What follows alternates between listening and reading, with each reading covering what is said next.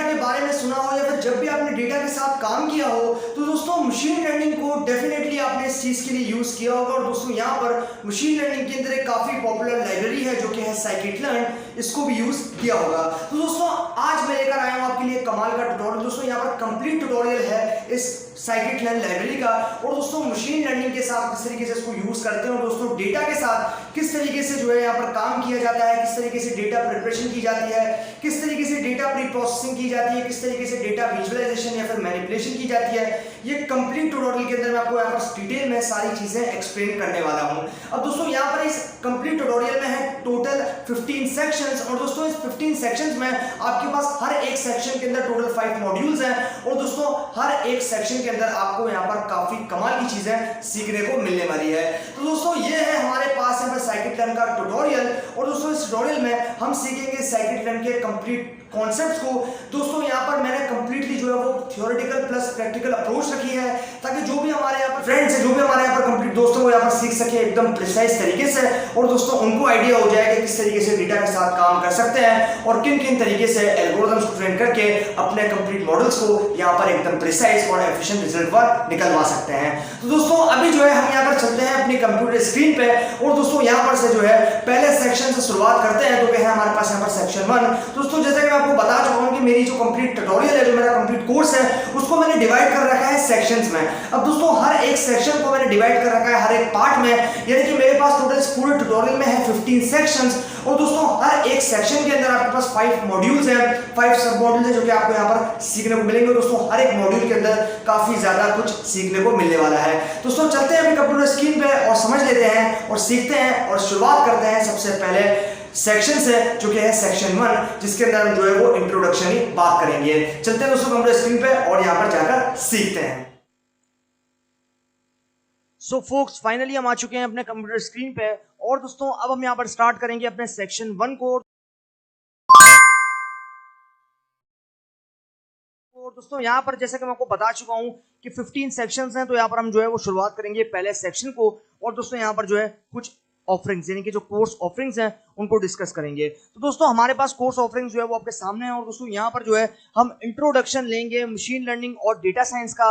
उसके बाद यहाँ पर हम देखेंगे where does scikit-learn fit in, यानी कि scikit-learn कहाँ पर फिट हो सकती है। उसके बाद मशीन लर्निंग लाइब्रेरीज के बारे में बात करेंगे, जिसमें से मैंने कुछ इंपॉर्टेंट लाइब्रेरीज को शॉर्टलिस्ट किया है। यहाँ पर आप देख सकते हो numpy, matplotlib, seaborn, pandas, tensorflow और keras। ये जो आपके पास यहाँ पर 6 लाइब्रेरीज हैं, ये 6 लाइब्रेरीज जो है वो काफी ज्यादा इंपॉर्टेंट लाइब्रेरीज हैं, और दोस्तों यहाँ पर मशीन लर्निंग में जो है ये काफी पॉपुलरली यूज की जाती है। तो ये थे हमारे पास यहाँ पर कोर्स ऑफरिंग्स, और दोस्तों इसके अंदर जो है वो हमने यहाँ पर इस मॉड्यूल में सीख लिया और दोस्तों यहाँ पर जान लिया। तो ये है हमारे पास कोर्स ऑफरिंग्स। अब हम जो है वो शुरुआत करते हैं और स्टार्ट करते हैं इनको समझना। दोस्तों सबसे पहले हम यहाँ पर बात करते हैं इंट्रोडक्शन की। तो इंट्रोडक्शन हमें कहता है कि in this course you will study what machine learning and data science are, how they differ and what are the steps that you need to take to become a machine learning data science expert.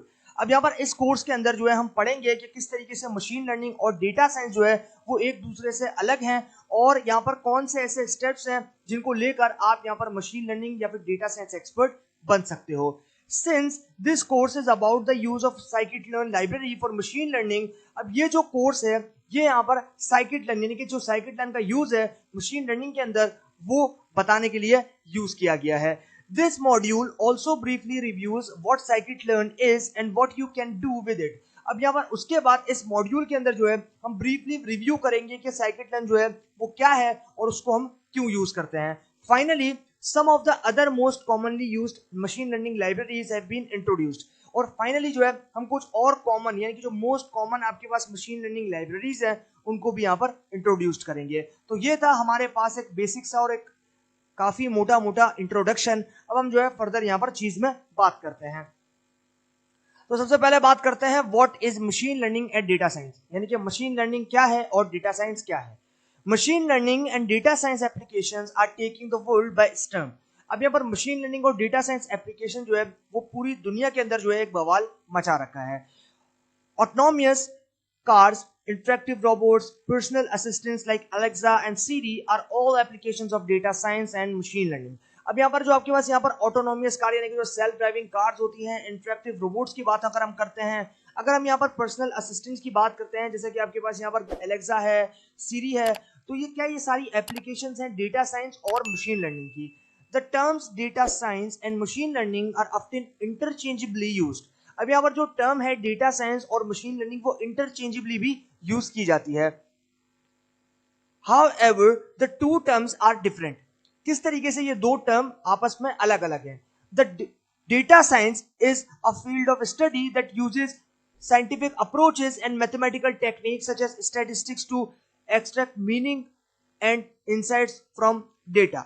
अब यहाँ पर data science उस field का नाम है, या फिर data science वो फील्ड है जहां पर हम पढ़ते हैं कि साइंटिफिक अप्रोच और मैथमेटिकल टेक्निक से किसी भी डेटा के अंदर से मीनिंगफुल इंसाइट्स को, मीनिंगफुल इंफॉर्मेशन को एक्सट्रैक्ट करने का नाम जो है, या फिर जिसके लिए हम ये प्रोसेस को कहते हैं data science. As per doctor Thomas Miller from Northwestern University, data science is a combination of information technology, modelling and business management. अब यहां पर हमारे पास डॉक्टर थॉमस मिलर के मुताबिक जो आपके पास यहाँ पर नॉर्थ वेस्टर्न यूनिवर्सिटी के अंदर डेटा साइंस जो है वो क्या है, वो कॉम्बिनेशन है इंफॉर्मेशन टेक्नोलॉजी का, मॉडलिंग का और बिजनेस मैनेजमेंट का. तो ये है हमारे पास, हमने यहाँ पर जाना कि what is machine learning, machine learning क्या है और डेटा साइंस क्या है. तो ये थे इसके concepts. Machine learning on the other hand is an approach consisting of mathematical algorithms that enable computers to make decisions without being explicitly performed. अब यहाँ पर मशीन लर्निंग जो है ऑन द अदर हैंड एक ऐसी अप्रोच है जो कि यहाँ पर मैथमेटिकल एल्गोरिथम्स को यूज करते हुए कंप्यूटर्स को ये समझाती है कि वो किस तरीके से बगैर किसी चीज को परफॉर्म किए एक्सप्लिसिटली जो है वो डिसीजंस को ले सकते हैं. और यहाँ पर rather machine learning algorithms learn from data and then based on the insights from the data set decisions without human input. अब यहाँ पर मशीन लर्निंग एल्गोरिथम्स जो है वो यहाँ पर सीख सकें और वो जो है डेटा से सीखते हैं. मशीन लर्निंग एल्गोरिथम डेटा सीखते हैं और यहाँ पर वो जो उस चीज पे बेस्ड होते हैं जहां से हमने डेटा सेट हमने प्रोवाइड किया और वहां से वो जो है वो डिसीजन देता है without human intervention, without human input, यानी कि ह्यूमन के बगैर जो है वो वहां से इंसाइट्स निकालते हैं डेटा सेट के अंदर से. तो ये काम होता है मशीन लर्निंग का और ये अप्रोच होती है मशीन लर्निंग को यूज करने की इसी डेटा सेट का. तो डेटा सेट जो है उसको यहाँ पर क्लीन भी किया जाता है, उसको यहाँ पर जो है वो प्रिसाइज बनाया जाता है ताकि उसके ऊपर जो है वो मशीन लर्निंग एल्गोरिथम यूज कर सकते हैं और यहाँ से जो है उसके अंदर से मीनिंगफुल इंसाइट्स को ले सकें. Where does scikit-learn fit in? scikit-learn कैसे फिट होते हैं? फिट इन का मतलब यह है कि यहाँ पर कौन से ऐसे प्रोसेसेस हैं, कौन सी ऐसी चीजें हैं या फिर कौन से ऐसे काम हैं जहां पर scikit-learn इजी तरीके से फिट होती है और यहाँ पर हमें ये लगता है कि हाँ यहाँ पर scikit-learn जो है वो प्रॉपर्ली काम कर सकती है. तो उसलिए जो है यहाँ पर कहा गया है where does scikit-learn fit in? Most of the machine learning and data science models are based on statistical algorithms. अब यहाँ पर बहुत सारे मशीन लर्निंग और डेटा साइंस मॉडल्स जो है वो बेस्ड होते हैं स्टैटिस्टिकल एल्गोरिथम्स पे. You can implement machine learning models in a programming language of your choice. अब यहाँ पर हम जो है वो इंप्लीमेंट करते हैं मशीन लर्निंग मॉडल्स को अपनी प्रोग्रामिंग लैंग्वेज के अंदर जो कि हमारी यहाँ पर चॉइस होती है, चॉइस के अकॉर्डिंगली. किसी भी आपके पास प्रोग्रामिंग लैंग्वेज है उसके अंदर आप जो है मशीन लर्निंग को यूज कर सकते हो. However, machine learning is an empirical process where you need to try and test multiple models with various combinations of parameters and data sets. अब यहाँ पर जो आपके पास मशीन लर्निंग है वो ऐसे मॉडल्स हैं जो कि आपके पास यहाँ पर आते हैं प्रोग्रामिंग लैंग्वेज के अंदर. और दोस्तों यहाँ पर आपकी चॉइस के अकॉर्डिंगली वो प्रोग्रामिंग लैंग्वेज आप जो है सेलेक्ट कर सकते हो जैसे आपको मशीन लर्निंग यूज करनी है. मशीन लर्निंग जो है वो एक एम्पिरिकल प्रोसेस है जहां पर आप जो है वो ट्राई करते हो, टेस्ट करते हो मल्टीपल मॉडल्स को डिफरेंट आपके पास कॉम्बिनेशंस ऑफ पैरामीटर्स और डेटा सेट्स को प्रोवाइड करके. Furthermore, the sheer number of machine learning models, pre-processing approaches, and model evaluation selection criteria make it virtually impossible for an average user to implement and test everything. अब यहाँ पर इसके बाद हमारे पास अगर हम फर्दर बात करें तो इसके अंदर हमारे पास यहाँ पर शेयर जो आपके पास मशीन लर्निंग मॉडल्स हैं, प्री प्रोसेसिंग अप्रोचेस हैं और यहाँ पर मॉडल इवेल्युएशन है और सिलेक्शन है. ये सारी टेक्निक्स हैं जिसको हम यूज करते हैं और ये क्राइटेरिया जो कि वर्चुअली आपके पास यहाँ पर काफी ज्यादा इंपॉसिबल होते हैं कि जो एवरेज यूजर है वो उसको इंप्लीमेंट करता है और यहाँ पर टेस्ट करता है सभी चीजों को. This is where scikit-learn comes into play. यहां से scikit-learn जो है उसके साथ हम खेल सकते हैं. With scikit-learn, you have almost everything you need to implement.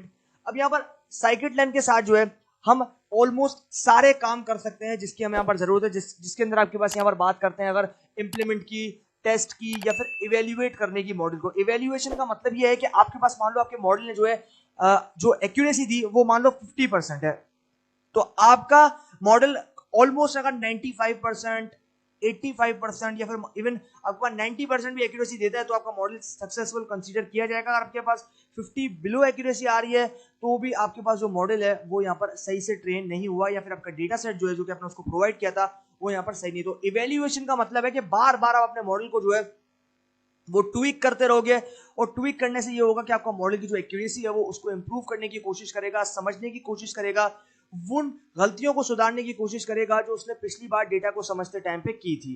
तो ये है हमारे पास यहाँ पर where does scikit-learn fit in. तो इस तरीके से जो है हम यहाँ पर मॉडल को इवेल्युएट करते हैं तब तक जब तक हमारी अच्छी और एकदम प्रिसाइज एक्यूरेसी नहीं आ जाती। Scikit-learn, also known as sklearn, it is one of the most widely used libraries for machine learning and data science। अब यहाँ पर जो scikit-learn है वो sklearn है, उसको कहा जाता है sklearn, और वो यहाँ पर वाइडली यूज किया जाता है मशीन लर्निंग लाइब्रेरीज के साथ, जो कि दूसरी लाइब्रेरीज हैं उनके अंदर यहाँ पर डेटा साइंस में जो है इसका काफी बड़े लेवल पे यूज होता है। Scikit-learn offers comprehensive solutions for different types of machine learning problems. अब यहाँ पर scikit-learn जो है वो ऑफर करता है कॉम्प्रिहेंसिव सॉल्यूशंस को, जिसके अंदर आपके पास यहाँ पर different types of machine learning problems आ जाती हैं। With scikit-learn you can implement supervised machine learning algorithms for classification and regression task. अब यहाँ पर हमारे पास जब हम scikit-learn को यूज करते हैं तो उससे हम क्या करते हैं, हम इंप्लीमेंट करते हैं सुपरवाइज्ड मशीन लर्निंग को एल्गोरिथम्स के साथ, ताकि वो जो है यहाँ पर क्लासिफिकेशन प्रॉब्लम्स हो या फिर रिग्रेशन टास्क हो उनको कर सकें। तो ये है हमारे पास इस चीज का कॉन्सेप्ट। अब आते हैं नीचे, तो the scikit-learn library also offers solution for unsupervised machine learning problems। अब यहाँ पर जो scikit-learn है, जो scikit-learn library है बेसिकली वो आपको ऑफर करता है अनसुपरवाइज्ड मशीन लर्निंग प्रॉब्लम्स को भी सॉल्व करने के लिए, उसके लिए भी सोल्यूशन प्रोवाइड करता है, सच एज क्लस्टरिंग। अब यहाँ पर अनसुपरवाइज्ड के अंदर एक कैटेगरी आती है जिसका नाम है क्लस्टरिंग। अब यहाँ पर जो आपके पास सुपरवाइज्ड मशीन लर्निंग है उसकी दो टाइप्स है, सब कैटेगरी, जो कि है आपके पास यहाँ पर सुपरवाइज्ड मशीन लर्निंग और अनसुपरवाइज्ड मशीन लर्निंग। ये तो मशीन लर्निंग की टाइप्स हो गई, लेकिन टाइप्स के अंदर भी इनकी कैटेगरीज है। सुपरवाइज्ड मशीन लर्निंग में दो तरह की कैटेगरीज आती हैं, रिग्रेशन और क्लासिफिकेशन। इसी तरीके से आपके पास जो अनसुपरवाइज्ड लर्निंग है उसमें क्लस्टरिंग यानी कि एक कैटेगरी आती है जिसका नाम है clustering.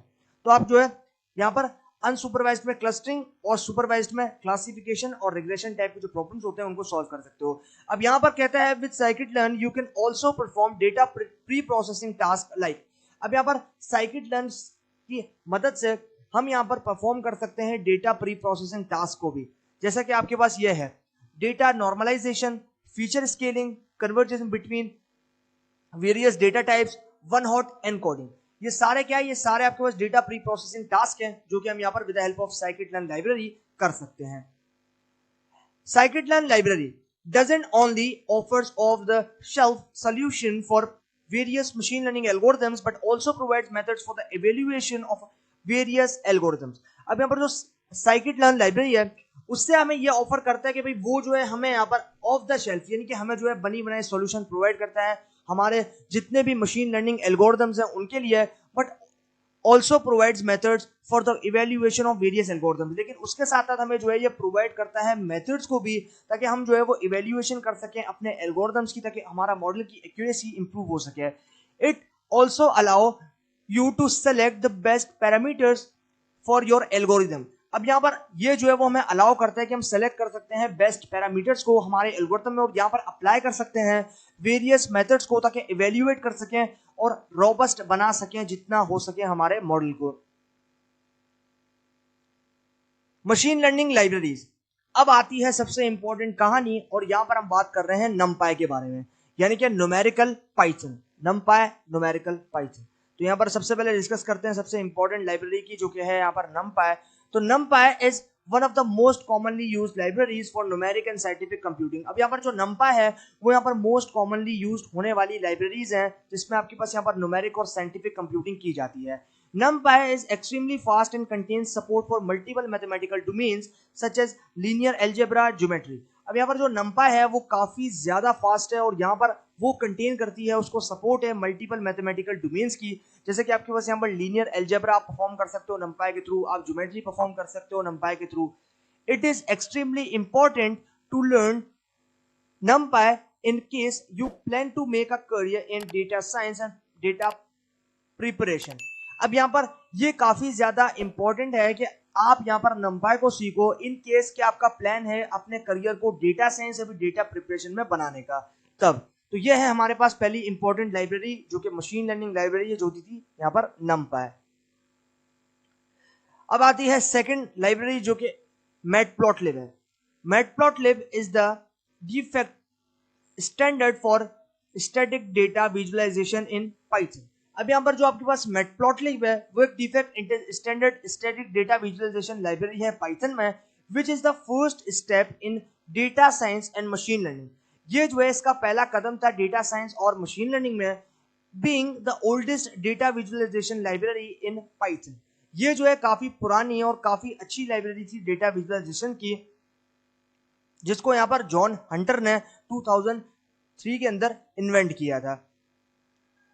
Matplotlib is the most widely used data visualization libraries. अब यहाँ पर जो मैटप्लॉटलिब है वो काफी बड़े स्केल पे यूज होने वाली डेटा विजुअलाइजेशन लाइब्रेरी है. Matplotlib was developed by resemble MATLAB. अब यहाँ पर जो मैटप्लॉटलिब है उसको डेवलप किया था रिजेंबल मैटलैब ने, और यहाँ पर जो है which is one of the most widely used programming languages in academia.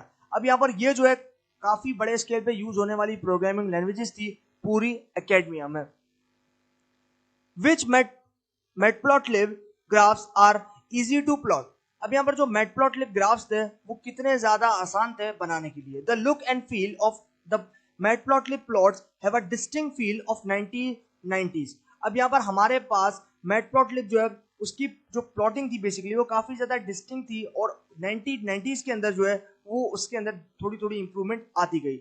Many wrapper libraries like pandas and seaborn have been developed on the top matplotlib. अब यहाँ पर बहुत सारी लाइब्रेरीज जो है वो रैप अप कर दी गई, जैसे pandas है, seaborn है, और वो भी डेवलप हो गई है आपके पास यहाँ पर on the top of the matplotlib. These libraries allows user to plot much cleaner and sophisticated graphs. अब यहाँ पर ये लाइब्रेरी जो है वो अलाउ करती है यूजर्स को कि वो किस तरीके से एकदम क्लीनर और सोफिस्टिकेटेड ग्राफ्स को बना सकते हैं. तो ये है हमारे पास यहाँ पर second important machine learning library जो कि थी यहाँ पर मैटप्लॉटलिब. तो इसके अंदर जो है वो हमने यहाँ पर जाना कि हमारे पास जो सेकंड लाइब्रेरी थी वो क्या थी, वो थी हमारे पास मैटप्लॉटलिब. ओके, अब हम बात करते हैं सीबॉर्न के बारे में, जो कि हमारे पास third important machine learning library है, और ये भी एक डेटा विजुअलाइजेशन लाइब्रेरी है. Seaborn library is built on top of the matplotlib. अब Seaborn library जो है वो build हुई है on the top of matplotlib library and contains all the plotting capabilities of matplotlib. और ये contain करती है आपके पास सारी plotting capabilities को matplotlib की. However, with Seaborn you can plot much more pleasing and aesthetic graphs with the help of Seaborn default styles and color palettes. अब यहाँ पर हमारे पास जो सीबॉर्न यानी कि जो आपके पास यहाँ पर सीबॉर्न है उसके थ्रू हम यहाँ पर जो है वो प्लॉट कर सकते हैं काफी ज्यादा प्लीसिंग और एस्थेटिक ग्राफ्स को with the help of Seaborn default style. जो सीबॉर्न के डिफॉल्ट स्टाइल हैं उनकी मदद लेकर और जो कलर पैलेट्स हैं उनके साथ. तो यहाँ पर आता है सेकंड इंपॉर्टेंट लाइब्रेरी, यहाँ पर आप देख सकते हो पांडास. तो ये भी काफी इंपॉर्टेंट मशीन लर्निंग लाइब्रेरीज है जो कि है पांडास. अब पांडास जो है वो डेटा व्रैंगलिंग या फिर डेटा मैनिपुलेशन आप कह सकते हो उसके लिए यूज होती है. Pandas library like Seaborn is based on the matplotlib library and offers utilities that can be used to plot different types of static plots in a single line of code. अब यहाँ पर हमारे पास जो पांडा library है वो बिल्कुल similar है हमारे पास कुछ हद तक सीबॉर्न से, और वो बेस्ड है हमारे पास मैटप्लॉटलिब लाइब्रेरी के, और वो ऑफर करता है यहाँ पर यूटिलिटीज ऑफ यूज जो कि हम यहाँ पर यूज करते हैं प्लॉटिंग करने के लिए different types of static plots को सिंगल लाइन ऑफ कोड, यानी कि एक सिंगल लाइन ऑफ कोड से जो है आप यहाँ पर ये काम कर सकते हो. With Pandas you can import data in various formats such as CSV, comma separated view and TSV, tab separated view. तो यहाँ पर आप जो है पांडास की मदद से इंपोर्ट कर सकते हो वेरियस फॉर्मेट्स. वेरियस फॉर्मेट का मतलब है बहुत तरह के फॉर्मेट्स में जो है आप डेटा को दे सकते हो. जैसे आपके पास आता है JSON, आपके पास आता है CSV, एक्सेल, TSV, सारे फॉर्मेट्स में जो है आप यहाँ पर दे सकते हो। जैसे कि यहाँ पर बात हो रही है CSV यानी कि कॉमा सेपरेटेड व्यू की और TSV टैब सेपरेटेड व्यू की। And you can plot a variety of data visualization via these data sources. अब यहाँ पर हम जो है प्लॉट कर सकते हैं variety of data visualization via the data sources, यानी कि जो डेटा सोर्सेज है वहां से। तो ये है हमारे पास सीबॉर्न और पांडा का। अब आता है हमारे पास यहाँ पर टेंसरफ्लो, जो कि काफी ज्यादा इंपॉर्टेंट लाइब्रेरी है मशीन लर्निंग या फिर डीप लर्निंग के लिए। तो यहाँ पर आप देखो TensorFlow is one of the most commonly used libraries for deep learning. अब यहाँ पर जो टेंसरफ्लो है वो काफी कॉमन लाइब्रेरी है जो कि यूज की जाती है डीप लर्निंग के लिए। TensorFlow has been developed by Google and offers an easy to use API for the development of various deep learning models। अब यहाँ पर TensorFlow जो है वो डेवलप की थी गूगल ने और यहाँ पर ये ऑफर करता है easy to use API को अपनी डेवलपमेंट पर्पसेस के लिए या फिर जो भी आपके पास वेरियस डीप लर्निंग मॉडल्स हैं उनके लिए। TensorFlow is consistently being updated। अब यहाँ पर जो TensorFlow है वो कंसिस्टेंटली जो है वो अपडेट होती रहती है। And at the time of writing of this book, और यहां पर इस बुक को लिखते time TensorFlow 2 is the latest major release of TensorFlow। और जो TensorFlow था यानी कि इस बुक को लिखते टाइम जो TensorFlow 2 था वो लेटेस्ट मेजर था रिलीज होने के लिए TensorFlow का। With TensorFlow you can not only easily develop deep learning applications but also deploy them as well with ease, owning to the deployment functionalities of TensorFlow। अब यहां पर हमारे पास जो TensorFlow है उसके थ्रू हम जो है वो इजी तरीके से डेवलप कर सकते हैं डीप लर्निंग एप्लीकेशंस को, जिसको हम यहाँ पर डिप्लॉय कर सकते हैं काफी आसानी से और हम उसको खुद ऑन कर सकते हैं, उसकी डिप्लॉयमेंट खुद ऑन कर सकते हैं और यहाँ पर जो भी फंक्शनैलिटीज है उसकी डिप्लॉयमेंट के टाइम पे उसको जो है हम खुद भी हैंडल कर सकते हैं। तो ये है हमारे पास पावर TensorFlow का। Keras is a high-level TensorFlow library that implements TensorFlow functionalities under the hood। अब यहाँ पर Keras जो है वो भी काफी हाई लेवल TensorFlow लाइब्रेरी है जो कि इंप्लीमेंट करती है कॉम्प्लेक्स TensorFlow फंक्शनलिटीज को under the hood. If you are new to deep learning, Keras is the one deep learning library that you should start with for developing a deep learning library। अब यहाँ पर जो है अगर आप देखते हो कि भाई डीप लर्निंग जो न्यू है तो Keras जो है one of the deep learning library है जो कि हम यहाँ पर स्टार्ट कर सकते हैं उसके साथ और डेवलप कर सकते हैं डीप लर्निंग लाइब्रेरी को। As a matter of fact Keras has been adopted as the official deep learning library for TensorFlow 2.0। अब यहाँ पर हमारे पास जो है वो Keras यहाँ पर अडॉप्ट कर रही है ऑफिशियल डीप लर्निंग लाइब्रेरी को जो कि है हमारे पास TensorFlow 2.0 and now all the TensorFlow applications use Keras abstractions for training deep learning models. अब यहाँ पर उसके बाद हम जो है TensorFlow की जितनी भी एप्लीकेशंस हैं जैसे आपके पास यहाँ पर Keras की एब्स्ट्रैक्शंस हैं उसको ट्रेन करने के लिए डीप लर्निंग मॉडल्स के अंदर। तो ये है कहानी Keras की। तो ये थी हमारे पास इंपॉर्टेंट लाइब्रेरीज मशीन लर्निंग और डीप लर्निंग के लिए। दोस्तों यहाँ पर डीप लर्निंग के लिए भी जो है वो लाइब्रेरीज आप यूज कर सकते हो जो कि आप यहाँ पर मशीन लर्निंग के लिए यूज करते हो। तो बस यूं समझो कि मशीन लर्निंग से अगर आप थोड़ा सा आगे जाते हो तो आपको मिलती है डीप लर्निंग और डीप लर्निंग के अंदर जो है थोड़ा सा हम यहाँ पर एडवांस लेवल पे काम किया जाता है। तो ये हो गया हमारा यहाँ पर ट्यूटोरियल एंड और हमने जो है यहाँ पर according to our course offerings उसके यहाँ पर हमने जो भी चीजें थी वो सब चीजें यहाँ पर समझ ली और उसकी इंपॉर्टेंस क्या है, डेटा साइंस की इंपॉर्टेंस क्या है, मशीन लर्निंग की इंपॉर्टेंस क्या है और क्या क्या इंपॉर्टेंट है हमारे पास इतने लार्ज अमाउंट ऑफ डेटा की प्रेजेंस का, वो सब चीज़ें हमने इस ट्यूटोरियल में समझ ली और उन सभी चीज़ों को जो है वो यहाँ पर एकदम अच्छी तरीके से जान लिया। तो आई होप कि आप लोगों को ये कोर्स काफ़ी पसंद आएगा। और दोस्तों ये तो पहला सेक्शन था जो कि हमने यहाँ पर कवर कर लिया। तो बस इस ट्यूटोरियल में इतना ही, बाकी जो है सीखेंगे नेक्स्ट सेक्शन में। तो तब तक के लिए stay blessed and good bye.